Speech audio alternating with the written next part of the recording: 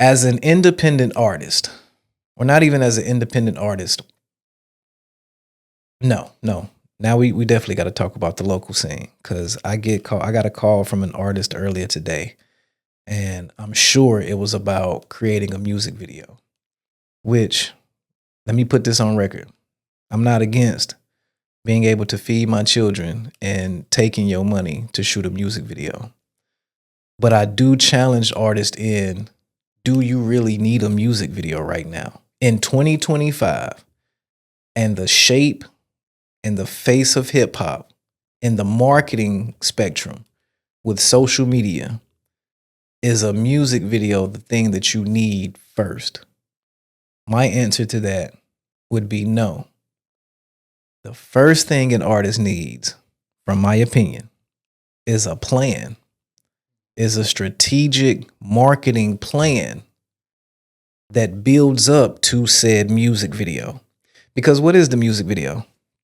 It's ultimately just a marketing tool. It's a commercial for the record, for one particular record, not your album. If you're working on an album, and you don't have to put out an album, it's 2025. Like, singles are the way to go until you generate enough buzz to say, hey, come listen to my 8, 10, 12 songs, whatever it is. But how do you get to that point? Like, especially if I'm gonna put out a CD or I'm gonna put out an album. See, my age just took over. If I'm gonna put out an album,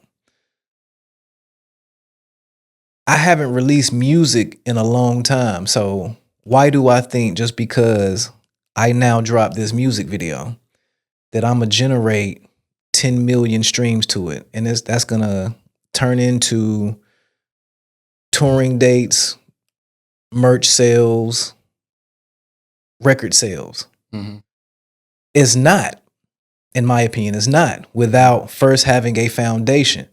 So the foundation for me in 2025 is I need to strategically place myself subconsciously in the back of your mind. So how do we do that? Let's really think about a major record label. Like, and I got to use them as an example because it's not that I don't like Drake's music, but there were many, many Drake songs that I thought were terrible. However, because of the marketing budget that the record label put behind it and the repetition that we heard these songs on the radio, if you listen to the radio, or the number of videos that we watched that put this song in the background. Specifically for me, it was the I don't even remember the name of it, but the Key, Do You Love Me? Are You Riding? I thought that song was terrible. That wasn't even going to be his single. Only reason that was a single was because New York influencer Diggy, he was on the bus, and his girl, and they was doing the dance. And when they did the dance, no, they was actually out in the street in New York, and they did the dance. And when the dance, like, video went viral, and that going viral because of that influencer made them like reroute and made that the single. And you seen everybody wanting to hop out their cars and do the. I remember that. I remember that. It was really the social media and TikTok that kind of helped that song really go up. But that plays into exactly what I'm saying. Even though it might not have been an intentional strategy by Drake or the record label, the momentum that they saw behind it said, okay, let's pivot and make this a single.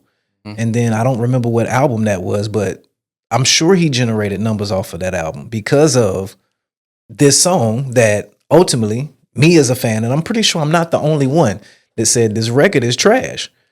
But then again, it goes viral. I don't know what record it was. You can look it up, but I don't know what record it was. So why you do that still? Like, you need a strategy first. You need a strategy, and then you need to your point, what you just said, the influencer created a video.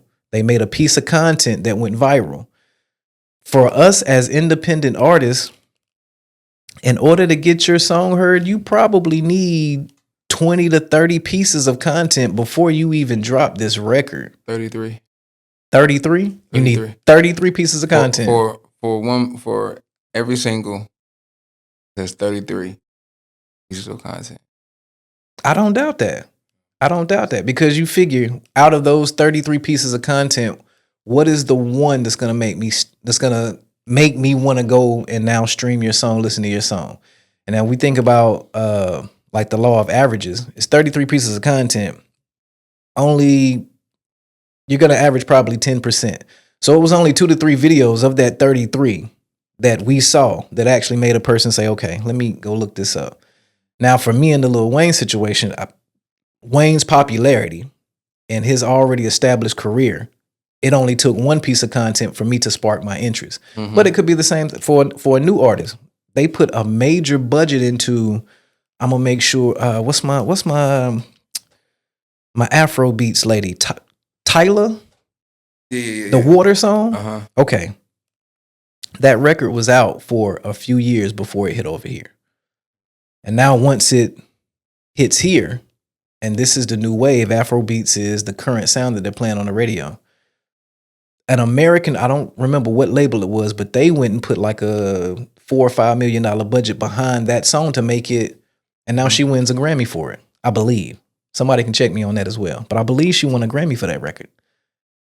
So again, it's the strategy, like, and then this is the other thing, because I see we do this, and now I'm specifically talking to Sanford artists. We will put out a record, and devil's advocate, the record is dope. Where was the promotion behind the record? Don't drop the record in May, and then in the middle of May, now I'm putting out another record. What was the push behind the dope record that just came out 2 weeks ago? Like, we got to get out of the habit of put some thought, put some intentionality behind your marketing, because if you don't, you just saturate me with music is not going to make your fan base grow. It's good to have the body of work, yes, but you got to be able to make something stick. You got to just really put funds behind it, because we in an era where it may be something that's for you that may not be for me. Right. You know what I'm saying?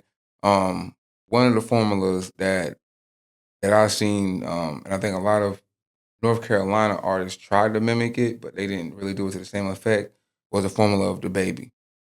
The baby, literally every song right before he got signed in 2019, 20, somewhere. That's when he had like the Pack in the Mail is Gone. You know, every song, he did a video for every song, and it was like it wasn't a song that he had that he didn't have visual to. We're in a visual age right now. Like, yeah, being able to see it is even bigger than being able to hear it, because we're on our phones every day. So I might not necessarily be on the radio. I might not necessarily get on my streaming platform, but I'm definitely going to jump on Facebook. I'm going to jump on TikTok. I'm going to jump on Instagram. And if you have that 20 seconds for me to hear, and now I repetitively and keep hearing it, that's going to make me eventually go in. When I open up my Apple Music or my Spotify, I'm going to search for your record. So no, I don't disagree with that at all. Like, even I think with him was like YouTube. You go on YouTube and watch one video, and then if you ain't there quick enough, the next video coming out is the baby. The next one is the baby. You don't went through 5, 6 songs and been like, oh dang, okay. You know, and I know like labels, they want an artist to be like, you know, have like that back work instead. Like, remember when we did the interview with Yolo Rue from Fayetteville? You know, he put up the computer, he showed us. He was like, yo, I got 5, 6 albums worth of music already ready for whenever the label call. Right. You know, and it's like, ain't necessarily releasing it all, but it's just, he was stacking it up and using it strategically. He has a plan. You know, so I think that's the way artists, you know, should definitely move, because you want to put out music that's going to make the following come to you, especially if you're coming from not already having like the following of the base. You know, the baby, I'm still talking about him because his necessarily wasn't even his music. It was that he wore a diaper. I remember that South by Southwest. For 2 years. 2016, 2016. South by South. Yeah. He wore a diaper for 2 years. So that was like the major part of his marketing. That was the plan. You know what I'm saying? Because originally his name was Baby Jesus. Right.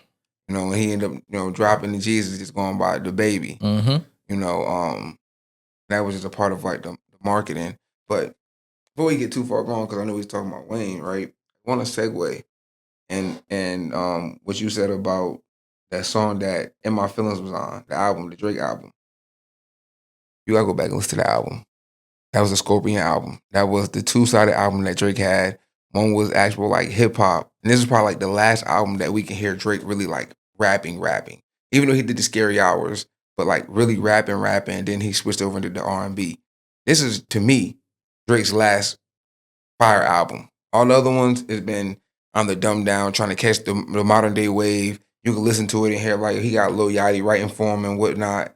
Um, yeah, that was 2000 and I don't think I've ever heard. Don't play the song. I'm not gonna I'm play. finna say, yeah, don't play the song because they might clip us for that. We ain't got that labels backing.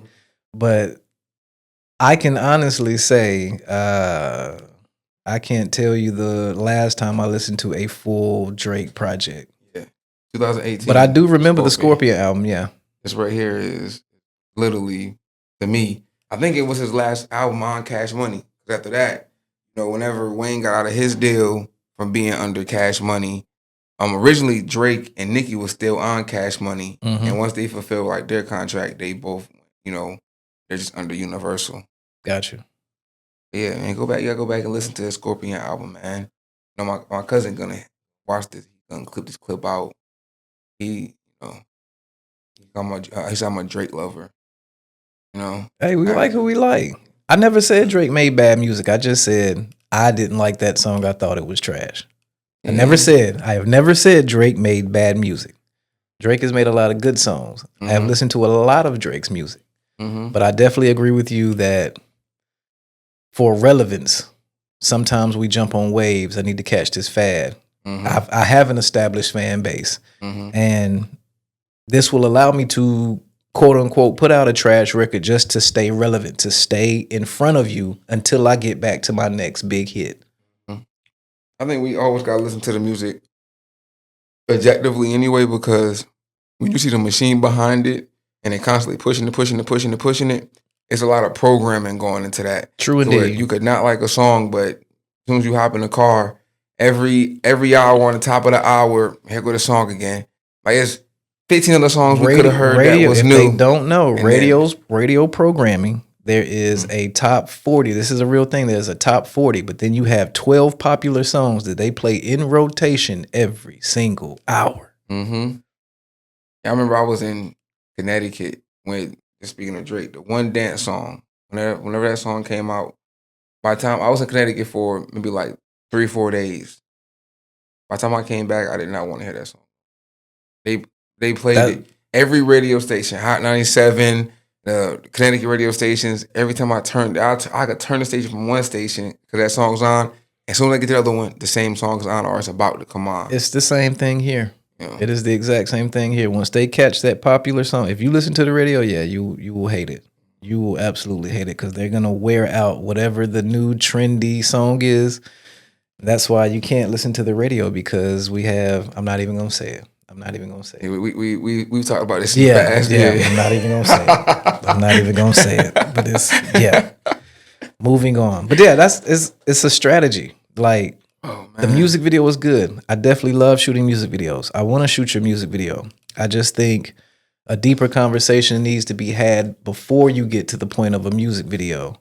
You need to figure out the structure, the scheduling, the marketing behind your project in order to reach that potential that a great record will have.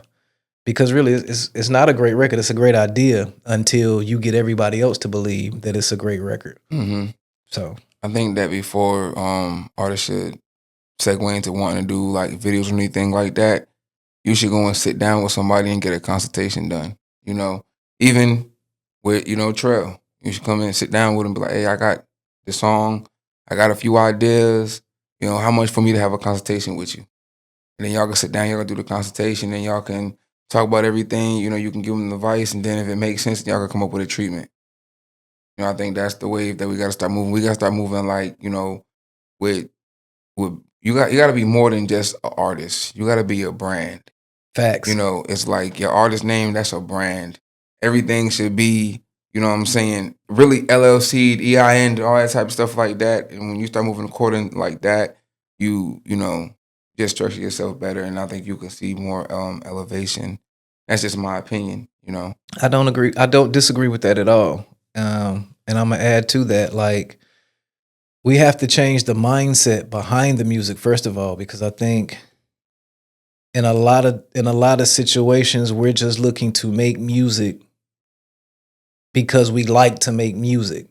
We don't look at it as a business yet. Because when you think about it as a business, that's when you have these conversations. I know I need X amount of dollars for the budget. I know I need to create X amount of pieces of content. I know I need to get with a videographer or I need to link up with a DJ. I need to network overall, period. I need to network in order to get my record to the next level. Like we got to start looking at it as a business. And something that you brought up before we actually started the show was you definitely have to have more than one egg in the basket.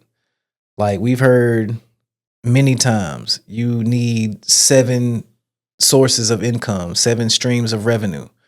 For an artist, it's no different. So